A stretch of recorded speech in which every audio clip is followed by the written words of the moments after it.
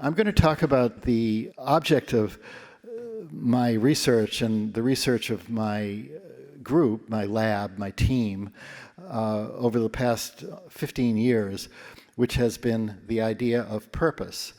And purpose, of course, is a commonly used word, especially recently. It's become something of a buzzword, and you hear it all over the place in business and politics and education, among young people.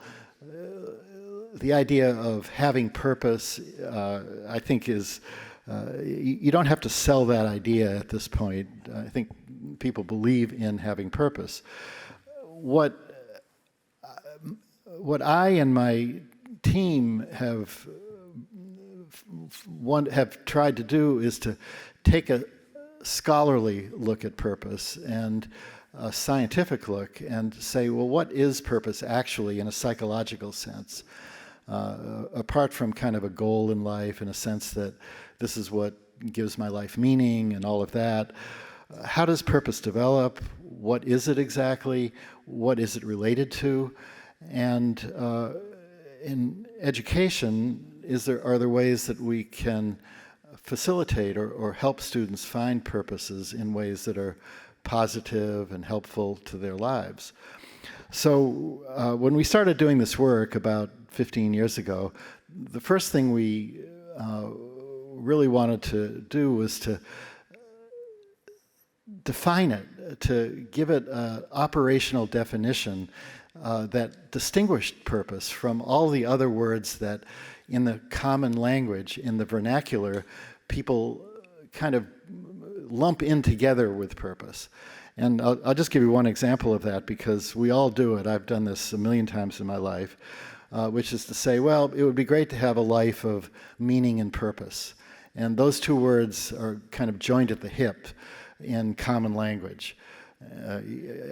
Almost every time I see the word purpose in somebody's dialogue, it's always associated with meaning. And if you think about it, I mean, that's fine. People can talk if that communicates what they are trying to communicate in the common language, I don't have an objection to that. But if you're going to do work in either science or practice that is directed towards the particular idea of purpose, you need to have purpose signify one and only one thing. In other words, I mean, if you were doing medicine, for example, you wouldn't say, well, I'm having problems with my kidney and spleen, or I'm going in for surgery to get my kidney and spleen taken care of. You kind of want the doctor to know the difference and to direct the effort at the one that is causing the problem. So purpose and meaning are two different words, and they really each of them ought to have their own definition, or else you wouldn't need both words. You could just use one word. So that was where we started, was to sort of try to figure out what are the special features of purpose that concept is trying to communicate, and that if we're going to understand it and study it, we're going to look at those features, and eventually, if we're going to do interventions, educational work or clinical work, and we're trying to focus it on purpose, what exactly are we trying to focus it on? And I will say that why were we interested in purpose anyway? I mean, why, among all the things in the world to study in psychology and developmental psychology, which is what I do, why should we be interested in purpose? Well, there had already been a scientific literature, that found associations between purpose and a number of psychological goods, a number of desirable outcomes. And some of them may be kind of obvious, but it's worth listing. A lot of them have to do with either motivation or direction in life.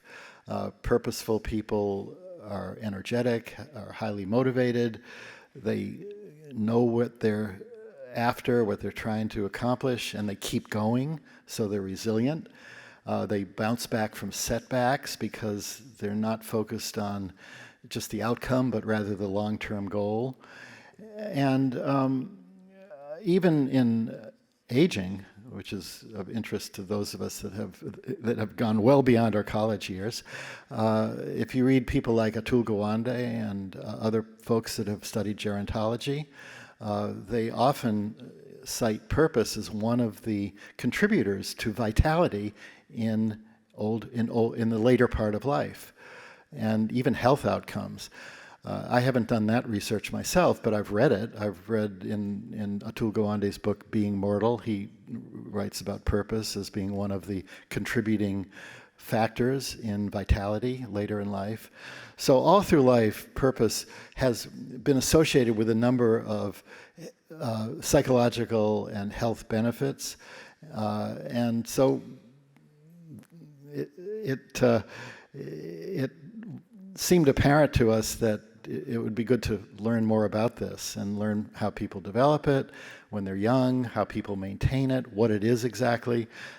So this is why I got interested in purpose as a subject of study of our scientific studies. And as I said, the first thing that we really needed to do was to give purpose its own definition, its own unique conceptual meaning. And this actually took us, before we actually got out in the field and started interviewing people and studying it across the age span, we actually spent several months, almost up to a year, reading philosophy and theology and all the different ways that purpose had been used in systematic ways throughout the ages. And eventually we came up, this took us a while and we went back and forth, but we came up with the following definition. And I'll take you through the high points of this definition and try to give you some examples of how you can use it to identify purpose in people in real life. First of all, it's active. I'm going to kind of go through word by word because each of these words, in a sense, is a criterion of purpose. It's active. It's walking the walk, not just talking the talk. So, kind of sitting back and dreaming and thinking, well, this would be nice to do, or, I believe in this, or something like that, but not actually contributing anything actively to it. We would not call that being purposeful. It might be having noble ideas or interesting dreams or that kind of thing. But purpose does involve an active commitment. And the commitment part means that people with purpose stick with it. It's not a one-shot deal. It's not just doing something once or trying something and it didn't work and then walking away from it. That's not being purposeful. Being purposeful is sticking with something. It doesn't mean necessarily succeeding, but it does mean not giving up. And it also, as I said, means a commitment over time. So you can do a lot of good things in life that are not really a purpose in life because they're one-time acts. You could be walking past a river and see a child fall in and jump in, maybe at great risk to your life, and save the child. And that would be a heroic, wonderful thing to do. And in fact, people have done that. But if it's just once, you wouldn't say that's my purpose in life, unless you sat by that river every day watching out for kids falling in. Then that would be a purpose in life. But just doing it once, and I'm not diminishing it as an act, it's a heroic, terrific thing to do, but it's not a purpose in life because you just sort of did it once. And going on further in the definition, it's an active attempt to accomplish something that is meaningful. So meaning does come in. In other words, if it's not meaningful, if you personally don't care about it, but you're ordered to do it, for example. I always use my favorite example as kids that are forced to do homework, and it's often a good thing that they do the homework. Again, I'm not diminishing the idea of actually, learning how to spell or doing math that isn't that interesting. But if the child only does it because the teacher is commanding the child to do it, and in order to stay out of trouble, and doesn't really believe in it, you wouldn't say that's purposeful at that point. It has to be meaningful. At the point where the child says, yeah, I want to learn this, I want to learn how to write, because I want to accomplish something in the world, then the child is being purposeful. But people that are just following orders, you wouldn't say that's a purpose at that point. It has to be meaningful. You have to own it. You have to accept it. And this is the final part, and it's important, it's an attempt to accomplish something that's of consequence to the world beyond the self. It's not all about me. And there's a history of people who have written about this, especially in theology, who have written about this kind of transcendent idea of purpose, that it goes beyond the self. It's kind of non-sibi in the Latin word. It's not just about me. Actually, a book that had just come out, a theology book that had just come out when we started our work, was a best-selling book, The Purpose-Driven Life, which was Rick Warren's book, which was a Christian book. It was our work is not religious in particular, although religion we certainly accept as one of the sources of purpose for some people. But Rick Warren's book was a book of theology.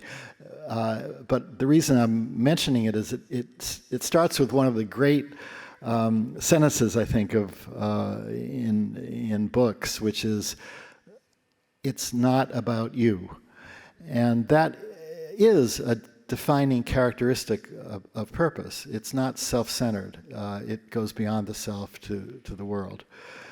And so when you define purpose this way, it distinguishes it from lots and lots of words that people in the vernacular lump it together with. And these are I already mentioned meaning. It's, even though we often blurt out, I want a life of meaning and purpose, it has to be different than meaning, because you wouldn't need two words. And as I said, in the definition I gave you, purpose incorporates meaning, but it goes beyond it. It has more to it than meaning. It has this active commitment to accomplish something. So it's meaning plus, in a sense. And passion, that's something that is used interchangeably often. You hear teachers say, yeah, really, I want my kids to find their purpose, and it has to be something, and when they find their passion, they'll thrive in life, as if they mean the same thing. But actually, purpose isn't always passionate. Often it's just a quiet determination to get something done, even something that you're not excited about at the time. The musician that practices scales for hours a day isn't always being passionate about that, but it's purposeful because it's a means to an end, and there will be moments of passion at some point, but purpose is not synonymous with passion. It's often a much more quiet, determined, even some mundane pursuit where you just keep going. I already said it's not a mandate. If somebody orders you to do something, you're not being purposeful. You're doing it because you have to do it. It's more than a dream because it's active. It's more than a vision. And it is a goal. It's a goal of sorts, but it's a very particular kind of goal. I had a goal today when I drove here to give this talk of finding a parking place. That was a serious goal. And a challenging one, and an important one, and I'm hoping my car doesn't get towed, by the way. But it's not my purpose. I guarantee this is not my purpose in life, to find parking places for my car. Okay, so this is what purpose is. How do people develop purpose? And I'm a developmental psychologist. This is what we actually study.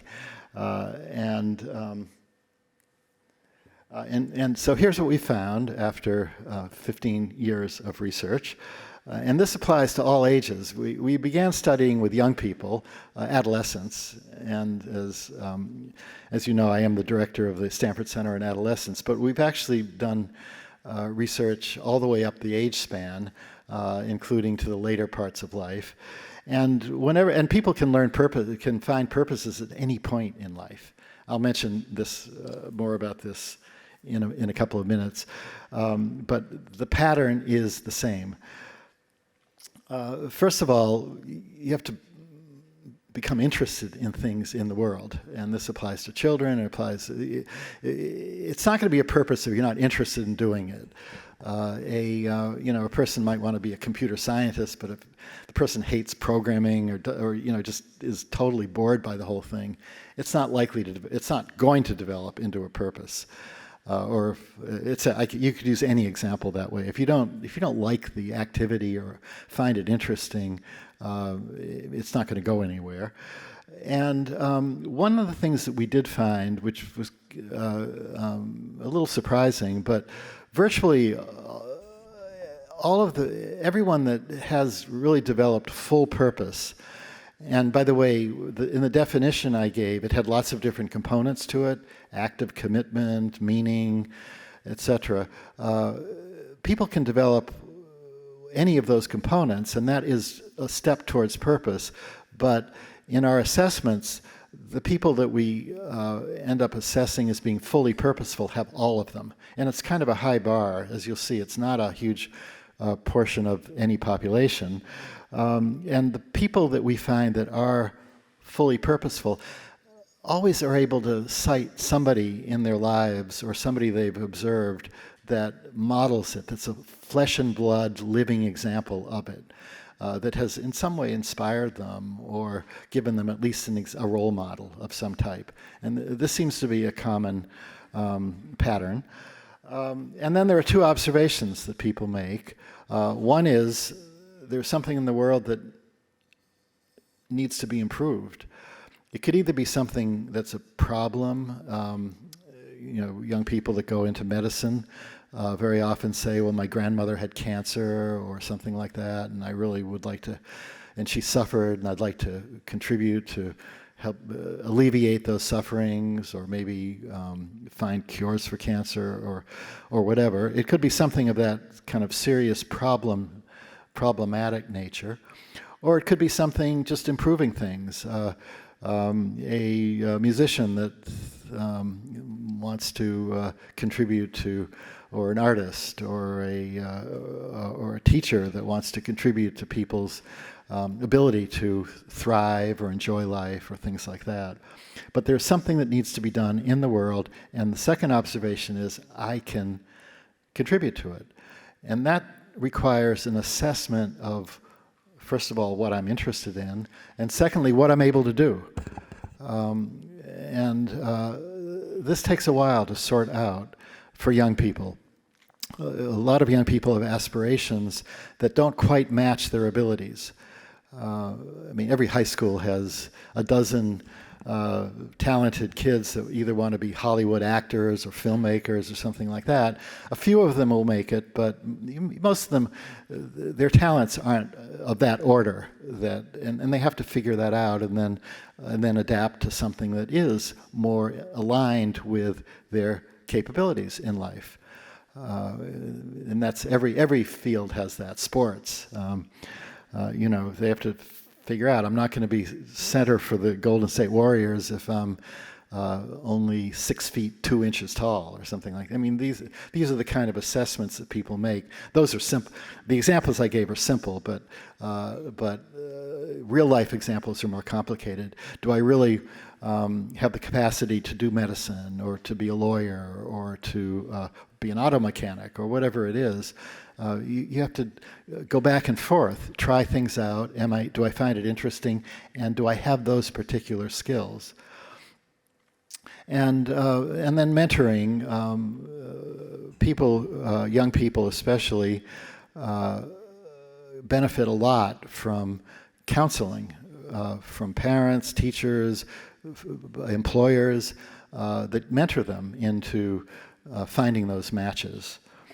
And so what we find when we, you don't have to pay a lot of attention to these numbers, but this, and I don't have a laser, so I can't point out. But what I can just quickly say is what this chart indicates are roughly the results of our research, and then lots and lots of studies all around the world that have more or less replicated these patterns. And what this means is, if you look in the upper right-hand corner of this chart, about 20% of the young people that we studied, and as I said, it's been pretty much replicated. It's been, I haven't seen anything that has not replicated this. About 20% are fully purposeful. That's 1 in 5. So as I said, the numbers are not high. But almost 60% have some elements of purpose. Either they have the dream and the vision, or they're being active, but they haven't committed themselves to anything in particular. So they're on their way. And in the lower left-hand corner are the young people that are not looking for goals or purpose of any kind. And I will just say briefly that they're obviously the hardest ones to reach, either through education or anything, because they're not looking. And that includes young people who are either not looking because they're having a good time, being hedonistic, drinking their way through college, or not so happy patterns. Young people who are anxious, depressed, have given up, don't feel they can do it. So that 24%, or roughly quarter, includes a lot of different behavioral patterns. And as I said, they're not looking at that point in their life, so they're less likely to move towards becoming fully purposeful than the other young people in those middle categories. Our most recent study has been of colleges, and what we found was that, and some of this is a little bit counterintuitive, I think. There's been so much written about college students and colleges, and how students are just going to college to gain status or make a lot of money and things like that. But that wasn't what we found, at least as a sole goal. We actually found a pretty strong majority of college students who actually are directly looking for causes in life, either vocational causes that they can, or other kinds of causes that they can contribute to in purposeful ways. And they say that directly. That doesn't mean they're only looking for that. A lot of them are also looking for careers that will help them earn a living, and they want to do well financially and so on. So there are mixed motives, but part of those mixed motives for a very large portion of the population is to find something purposeful in life to do. So I think some of the media stories have mischaracterized that. And most of the college students we asked, and we looked at 11 colleges of all types, from community colleges from community colleges to research universities to the elite, to the liberal arts colleges, and we basically didn't find much difference among them because we found that the students had in common that they were looking for something purposeful and meaningful to do with their lives, and hopefully through their careers. And it wasn't the only motive, but they felt that the colleges their college experiences were contributing to that. However, and I didn't put this on the graph, we did not find that during the college years, a significant number of the students became more fully purposeful. In other words, during this age span, there was nothing about college as in terms of business as usual that facilitated full purpose development. We did find some conditions under which the development was facilitated. And that's the last note on this slide, which is that that the kinds of classes that got kids actively engaged in long-term projects, capstone courses, field-based courses where they went out or service learning, and they connected what they're doing to the world at large, and special kind of advising that helped the students connect their aspirations to possible careers. That did move the needle, but most of college is not like that. Those experiences were not general or widespread across the colleges. They were particular, and the students that had those particular experiences did move. Otherwise, it was kind of business as usual, and the students developed in the same way that that young people anywhere, in college or not, developed. And then just to take you quickly through a couple of more studies that we've looked at as we've followed people later in life. As you can see, in terms of becoming fully purposeful, which is a long-term dedication to all of the items that I included in the definition that I showed you at the beginning, a little bit less than a third of the population, and of course now I'm talking about randomized total populations across all the different conditions in life. Only approximately a third, a little less than a third, we found fully purposeful, but most others had elements of purpose and were either mostly purposeful or sometimes purposeful, or maybe purposeful sometimes. And we did not find variation across socioeconomic or geographical differences in this. So purpose is not an elite phenomenon. It's not restricted to people with means or anything like that. People in all kinds of communities can become purposeful. Nor is it heroic in most cases. It can be common activities, being purposeful about raising children, or being an active member of a community, things like that. So it's not just being, a high-level officer in a corporation or politics or something like that at all. That's not related to whether people are purposeful or not. You get purposeful people and non-purposeful people across all of those different conditions. But we did find, and other people have found, and we found in our own research, that purpose is associated, being purposeful, with positivity, joy, hopefulness, optimism. And this is the last point I'll make because it's important, because sometimes people think, well, purposeful, if you're going beyond the self, it means you're altruistic or self-sacrificing.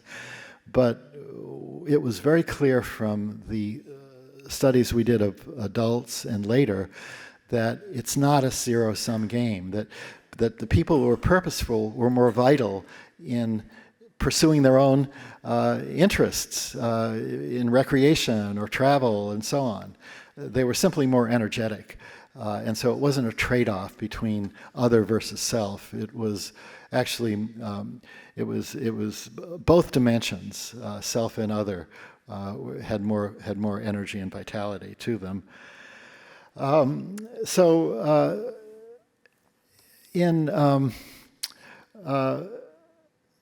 In kind of sum, one of the advantages or one of the benefits of purpose is that it is forward-looking. It gives people an incentive to have a direction towards something in life, and because of that, it provides a couple of different developmental benefits. One is that it gives you a sense of direction and identity, a sense of who you are and where you're going, and not just sort of in a stasis sense, that, oh, here I am and I'm kind of stuck here. But rather, I have a future. I have a future that includes my aspirations and my goals and the things I'm trying to accomplish. And so it gives you a kind of a forward-moving sense.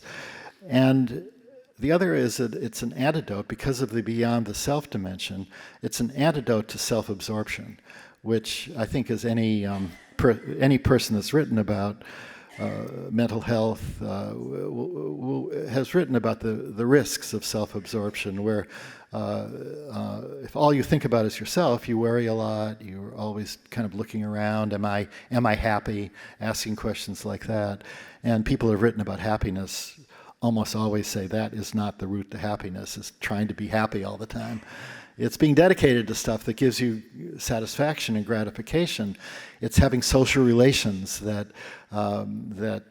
contribute to your thriving. And all of these are beyond the self activities. And there's been a lot written about this in the last year or so. It's one of the forefronts of psychology, is writing about the importance of social relations, the importance of dedication to beyond the self issues. And just to repeat what I said before, purpose is not restricted, even by health. People that have health problems can be fully purposeful and are, and people who have economic, there are no conditions in life that limit the development of purpose. And we do find, as we follow people throughout the lifespan, all the way into their 90s, because we have studies that go I think to age 90, that we do see an increase, a gradual increase in the prevalence of purpose beyond that 31%. So there is learning in life. There is maybe wisdom. Life, as long as the brain's alive, there's a lot of learning that goes on, and the kind of learning through life experiences is exactly what does and can contribute to purpose in life.